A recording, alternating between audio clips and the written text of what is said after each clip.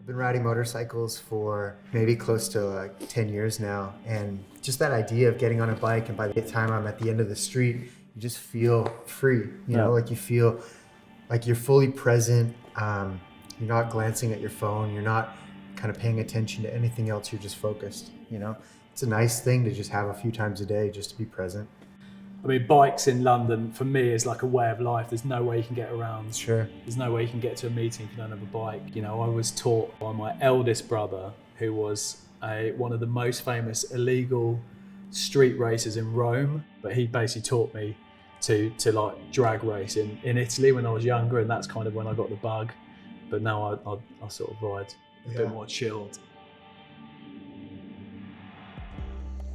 So obviously we've kind of like known each other from afar. We're long distance lovers. Yeah. We follow you on social media. You probably follow us, and we're kind of like operating similar spaces, although you guys are furniture and we're small things that you forget around the home. But I think, you know, like the one thing we do have in common is that we both love motorbikes and riding and stuff like that. And it's been fun to ride around LA or downtown LA, because actually I've been here before, but at night time in an Uber, haven't experienced, you know, the sort of energy through it. And we went through the fashion district to the crazy fabric district, and now we're in this like, it was edgy around here, isn't it? Tell us a bit more about like this area or this part of LA.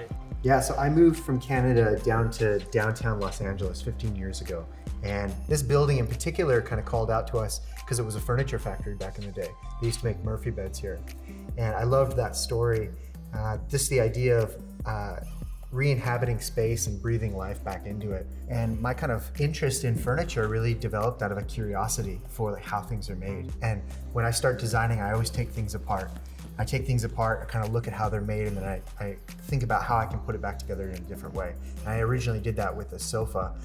We've always been inspired by motorbike building. You know, I used to make my own motorbikes and things outside of interiors, and I can kind of like, you know, you've got all of your exposed welding spots, and you can definitely see that this is kind of inspired by something in the same space, which I guess is craft. It's also like that sort of honesty of showing how the thing's made and showing its quality. You know, we've kind of become famed with this cross-nailed idea, and the reason we did it was to show that it's solid metal. So interesting. So in the UK and Europe, no one uses solid metal, not like the States, you know, everyone plates stuff. And so it's really nice to kind of like come into a space and see that everything is what it should be in terms of solid metal. And that's what I think the stuff that's really good here. Those are the types of things that we wanted to create the showroom with, so that people could come and have an experience in Los Angeles that they get to go home and be inspired by it and create their home, you know?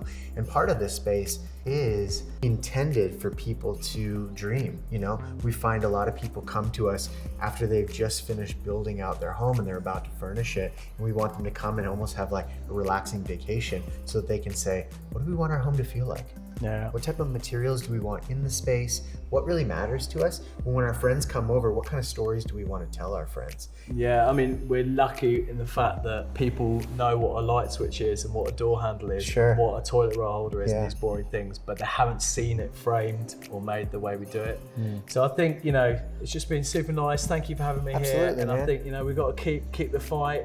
I'm sure we'll die and someone else will do better than us, but let's keep the fight up. Thanks for coming out to LA. Cool, man. Yeah.